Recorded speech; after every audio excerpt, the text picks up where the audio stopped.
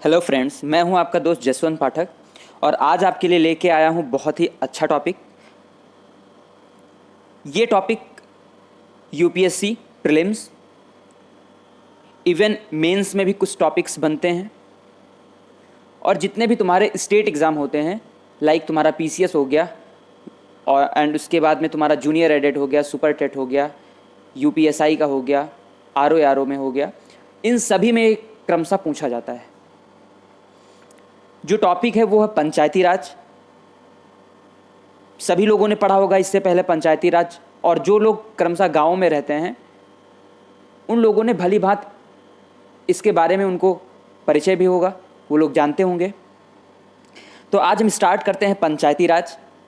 पंचायती राज क्या है, इसके क्या कार्य हैं और ये किस स्तर पर काम करता है गाँव में, इसके लिए कितनी समितियां नियुक्त की गई थी, किस समिति ने कौन सा काम किया, और हाँ सबसे महत्वपूर्ण ये है जो मैंने इसमें लास्ट में 50 क्वेश्चंस का टेस्ट दिया है, जो यूपीएससी और पीसीएस तथा आरओ में जितने भी एग्ज़ाम इन एग्ज़ामों में जितनी बार क्वेश्चंस पूछे गए हैं और जो क्वेश्चंस ज़्यादा रिपीट हुए हैं उन्हीं क्वेश्चंस को मैंने उन टेस्ट में शामिल किया है। तो आप वीडियो के लास्ट में 50 क्वेश्चंस का टेस्ट बिल्कुल देखना मत भूलिएगा, बेहद महत्वपूर्ण होगा ये। पहले हम स्टार्ट करेंगे पंचायती राज सेशन को लेके। तो आइए हम ले चलते हैं आपको ग्राम और ब्लॉक और नगर पंचायत यानी जिला की तरफ। तो यहीं से स्टार्ट होगा हमारा पंचायती राज। पहले हम शब्द पकड़ते हैं, पंचायती राज क्या है। भारत में पंचायती राज शब्द का अभिप्राय यानी तात्पर्य जो है वो ग्रामीण स्थानीय स्वशासन पद्धति से है। ये भारत के सभी राज्यों में जमीनी स्तर पर लोकतंत्र के निर्माण हेतु राज्य विधानसभाओं द्वारा स्थापित किया जाता है। इसे ग्रामीण विकास का दायित्व सौंपा गया है और इसमें बहुत सारे संशोधन हुए हैं। संशोधन के बेसिकली बहुत सारी समितियां बनाई गई हैं, तो उन्हीं को लेकर आज हम चर्चा करेंगे। पंचायती राज के बारे में या फिर पंचायत वर्ड के बारे में महात्मा गांधी का एक स्टेटमेंट है, बहुत ही पूछा गया है।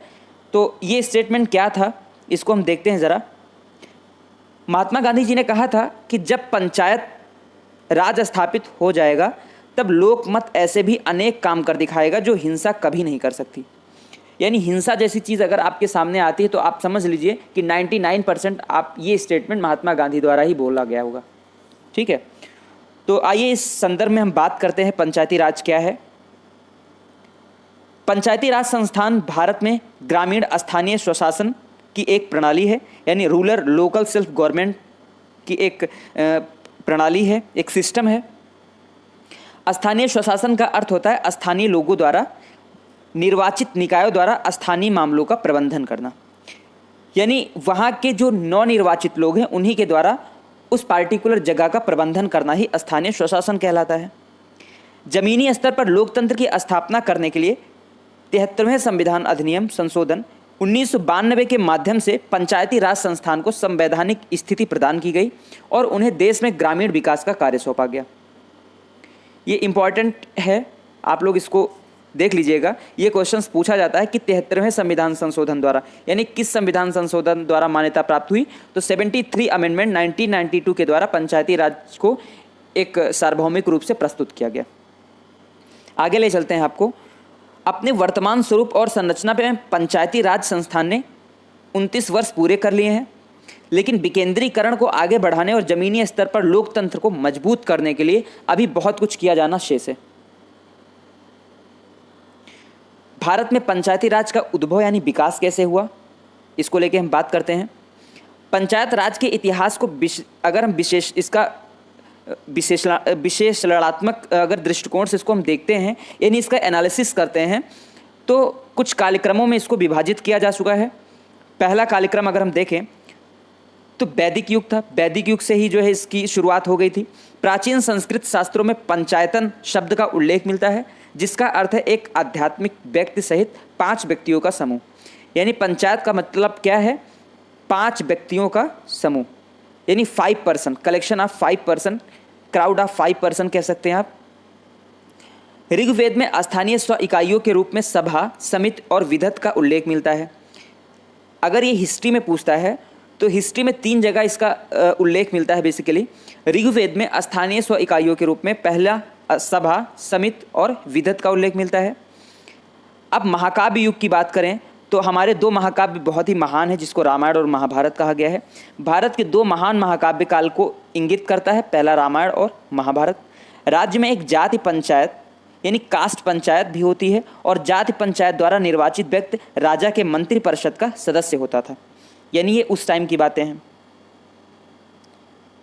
अगर हम अगले टॉपिक पे आपको लेके चलें, अगले आपको क्रम में लेके चले, तो प्राचीन काल में अगर हम बात करें तो मौर्य तथा मौर्योत्तर काल में भी ग्राम का मुखिया वृद्धों की एक परिषद होती थी।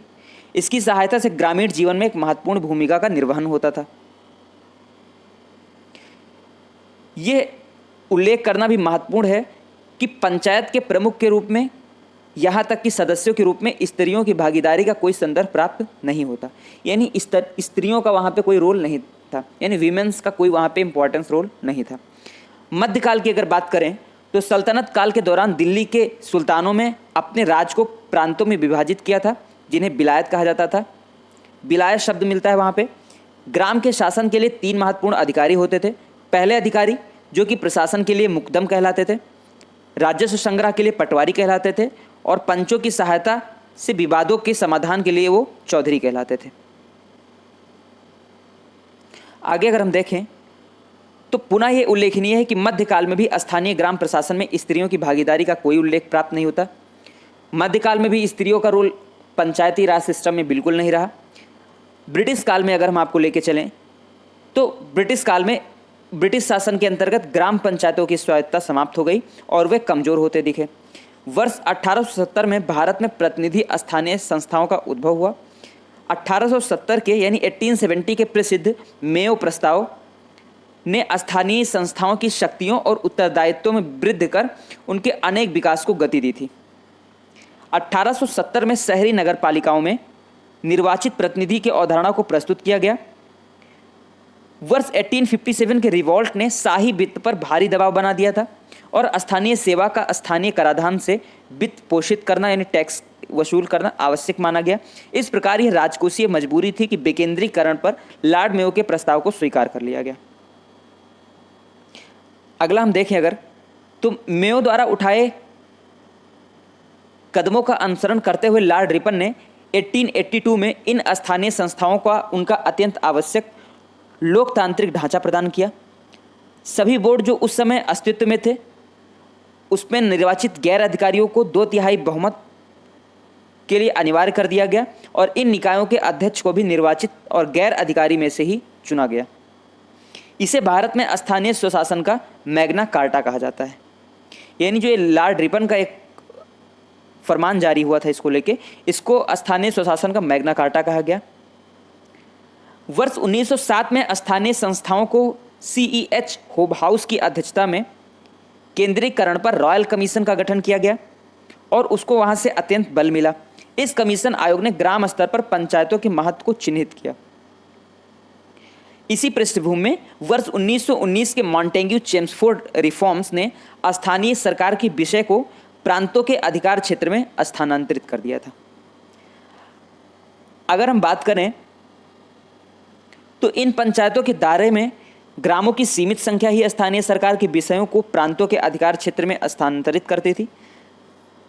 इनके संगठन और राजकोषीय बाधाओं के कारण ये ग्रामीण स्तर पर स्थानीय स्वशासन की लोकतांत्रिक और जीवित संस्थाओं के रूप में परिणित नहीं हो पाई।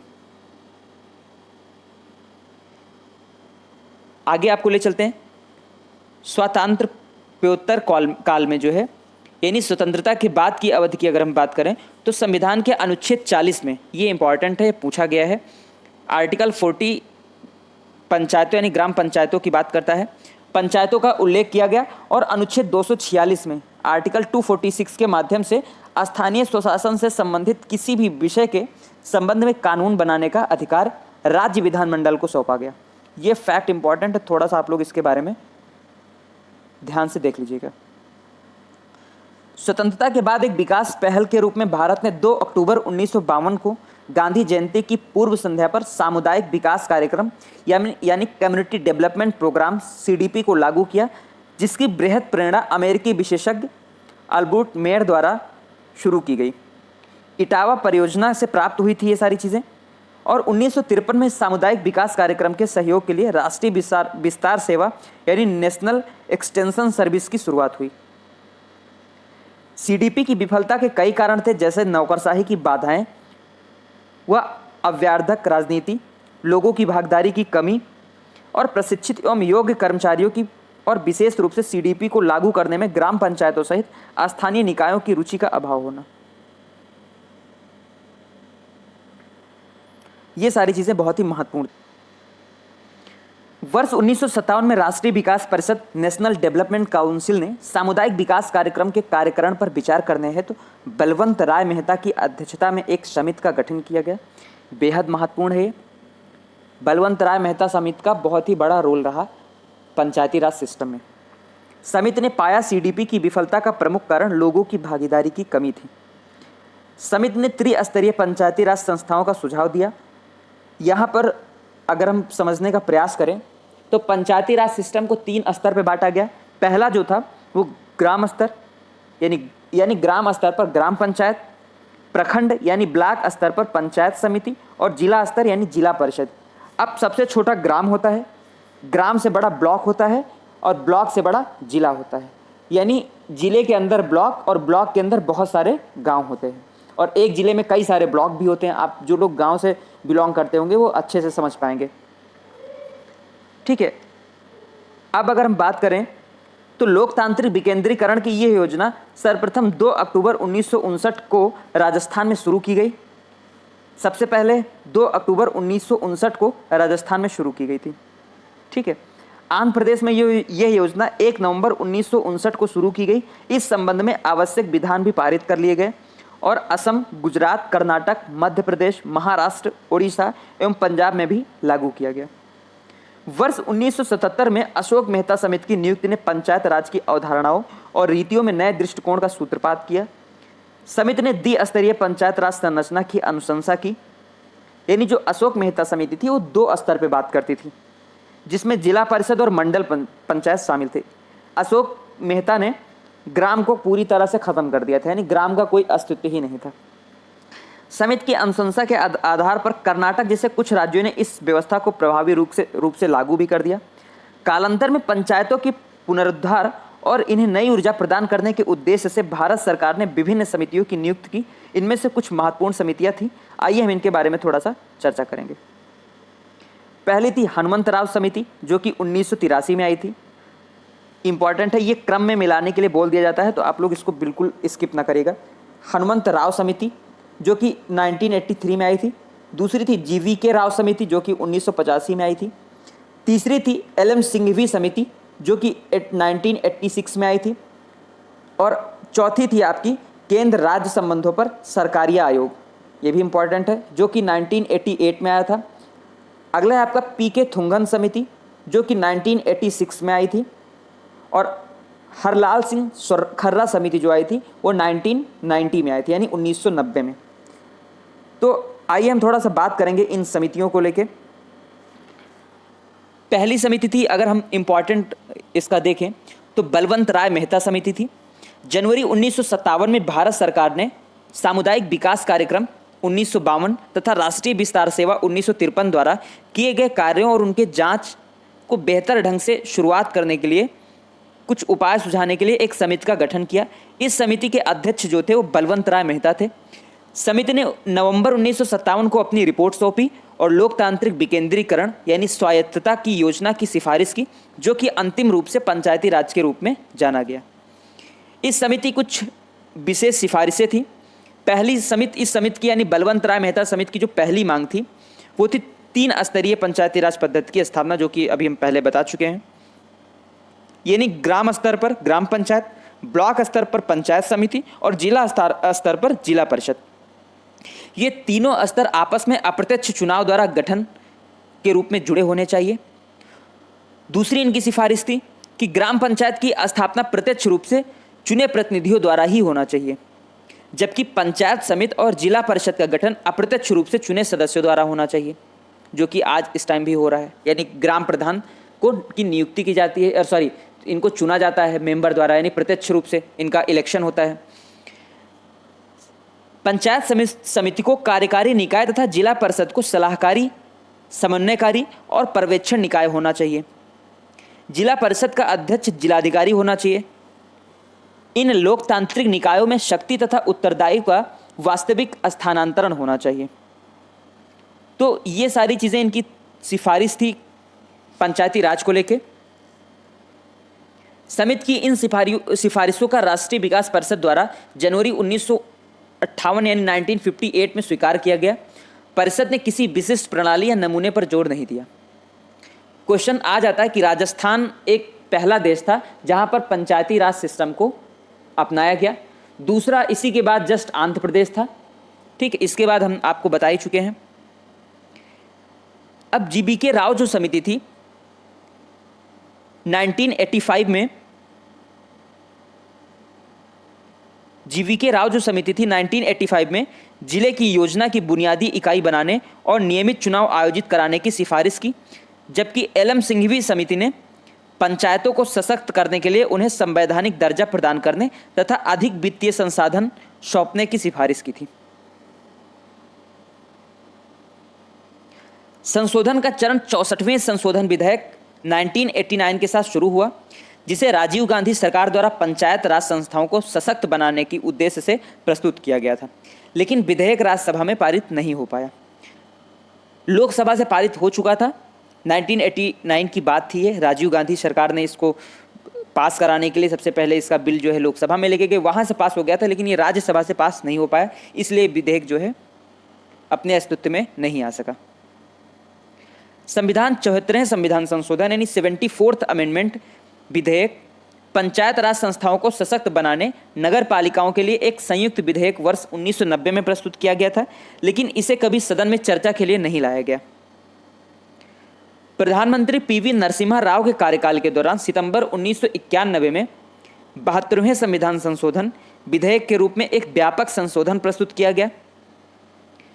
इसके बाद में 73वें और 74वें संविधान संशोधन को दिसंबर 1992 में संसद द्वारा पारित कर दिया। ये इंपॉर्टेंट है, 73वां संविधान संशोधन और 74वां 73 और 74 अमेंडमेंट जो था वो बहुत ही इंपॉर्टेंट है, जो कि 1992 में संसद द्वारा पारित कर दिया गया। इन संशोधनों के माध्यम से ग्रामीण और शहरी भारत में स्थानीय स्वशासन की नींव डाली गई। 24 अप्रैल को पंचायती राज दिवस मनाया जाता है। ये आप कभी मत भूलिएगा, इंपॉर्टेंट है, ये आ चुका है क्वेश्चन।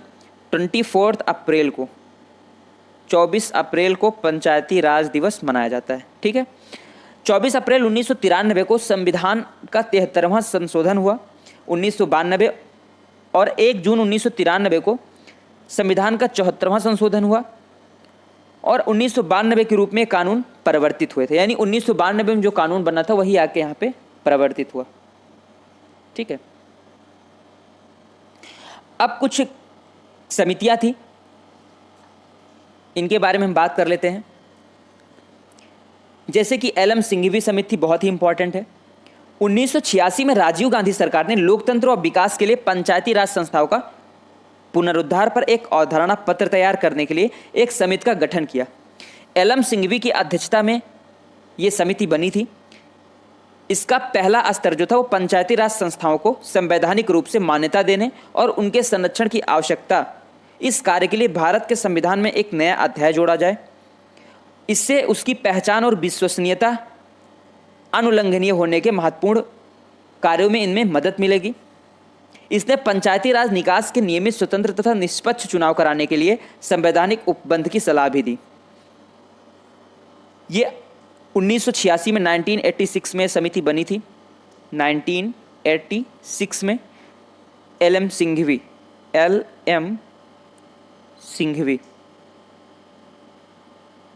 ठीक है। इसके बाद में आई थी आपकी थुंगन समिति, जो कि 1988 में आई थी। थुंगन समिति 1988 में थुंगन समिति आई थी। थुंगन समिति में कहा गया कि पंचायती राज संस्थाओं को संवैधानिक मान्यता प्राप्त होनी चाहिए। गांव, प्रखंड तथा जिला स्तरों पर त्रिस्तरीय पंचायती राज का सिस्टम होना चाहिए। जिला परिषद को पंचायती राज व्यवस्था की धुरी होना चाहिए। इससे जिला में योजना निर्माण और विकास के एजेंसी के रूप में कार्य करना संभव हो पाएगा। पंचायती राज संस्थाओं का 5 वर्ष का निश्चित कार्यकाल होना बहुत ज़रूरी है। ये थुंगन समिति में बताया गया था। यानी इन्होंने कहा था कि इसका जो कार्यकाल होना चाहिए वो 5 ईयर होना चाहिए, जो कि आज भी देखने को मिलता है। ये किसने कहा था? थुंगन समिति ने बताया था। ठीक है। राज्य स्तर पर योजना मंत्री की अध्यक्षता में एक योजना निर्माण तथा समन्वय समिति गठित होनी चाहिए। पंचायती राज की 3 स्तरों पर जनसंख्या के हिसाब से आरक्षण होना चाहिए। महिलाओं के लिए भी आरक्षण होना जरूरी है। पीके थुंगन समिति ने महिलाओं के आरक्षण के लिए भी बात करी थी। यह भी एक इम्पॉर्टेंट फैक्ट है। पीके थुंगन समिति ने महिलाओं के आरक्षण के लिए बात करी थी, यानी वीमेन रिजर्वेशन को लेकर बात करी थी।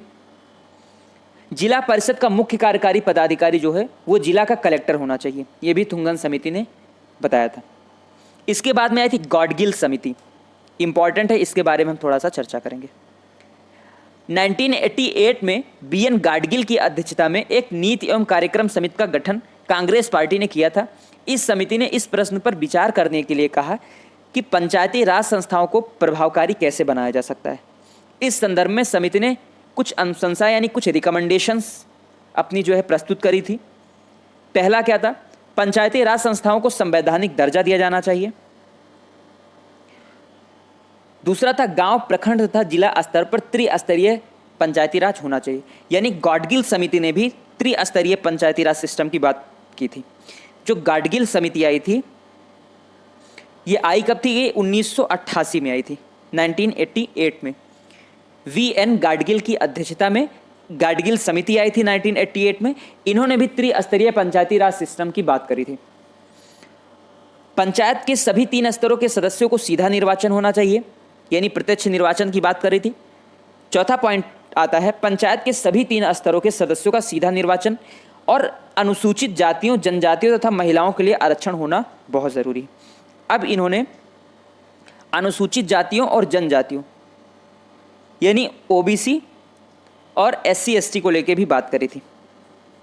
ओबीसी और एससी एसटी को लेके भी इन्होंने बात करी थी गाडगिल समिति ने। बीएन गाडगिल जी का एक ये रिकमेंडेशंस था कि अनुसूचित जातियों, जनजातियों में महिलाओं के लिए भी आरक्षण होना बेहद ज़रूरी है। इन्होंने भी महिलाओं के आरक्षण को लेके बात की थी। पंचायती राज संस्थाओं का कर यानी टैक्स तथा ड्यूटीज लगाने, वसूलने तथा जमा करने का अधिकार होगा। एक राज्य वित्त आयोग की स्थापना हो जो पंचायतों तथा वित्त का आवंटन करे, यानी बंटवारा भी कैसे करे। एक राज्य चुनाव की स्थापना हो जो पंचायतों का चुनाव संपन्न करवाए। गाडगिल समिति की यह अनुशंसा एक संशोधन विधेयक के निर्माण का आधार बनी। इस विधेयक का लक्ष्य था पंचायती राज संस्थाओं को संवैधानिक दर्जा तथा सुरक्षा देना। अब हम थोड़ा सा बात करेंगे राजीव गांधी सरकार में कि राजीव गांधी सरकार में पंचायती राज सिस्टम को लेकर क्या रिफॉर्म्स हुए और किस रिकमेंडेशंस पे चीज़ें जो है सामने आई। राजीव गांधी सरकार में एलएम सिंघवी समिति की उपरांत अनुशंसाओं की प्रतिक्रिया मिलती है। राजीव गांधी सरकार ने पंचायती राज संस्थाओं के संवैधानिकरण और उन्हें ज़्यादा शक्तिशाली और व्यापक बनाने हेतु जुलाई 1989 में, यानी जुलाई 1989 में राजीव गांधी ने 64वां संविधान संशोधन विधेयक लोकसभा में पेश किया राजीव गांधी सरकार ने। और यद्यप अगस्त 1989 में लोकसभा ने ये विधेयक पारित किया, किंतु राज्यसभा द्वारा इसे पारित नहीं किया गया। मैं ऑलरेडी आपको बता चुका हूँ। तो इसी तरह पंचायती राज सिस्टम का इतिहास रहा है। यहाँ पे पंचायती राज का जितना भी क्वेश्चंस इसके अंतर्गत आता है वो मैंने एक वीडियो में आपको जो है इसी वीडियो में हम इंक्लूड करने जा रहे हैं। तो 50 क्वेश्चंस की श्रृंखला होगी, तो आप बने रहिए हमारे साथ में एग्जाम हंट विद ज्योति के ऑफिशियल यूट्यूब चैनल पे, और इसको शेयर ज़्यादा से ज़्यादा करिए ताकि और स्टूडेंट्स को भी इसका लाभ मिल सके। और आने वाली आगामी परीक्षा में हम एक सीरीज़ स्टार्ट करने वाले हैं जिसमें जीएस का पूरा पोर्शन हम कवर अप करेंगे। एंड हमारे और भी टीचर हैं वो मैथ्स और जो है रीजनिंग लेके आएंगे। तो जिन लोगों को पढ़ना होगा वो हमारे चैनल को सब्सक्राइब करें, और सब्सक्रिप्शन होगा इसका आप जो भी सब्सक्रिप्शन लेंगे उसी के अकॉर्डिंग आपको बैच अलॉटमेंट होगा। तो आइए हम टेस्ट की तरफ आपको ले चलते हैं, स्टार्ट करते हैं टेस्ट।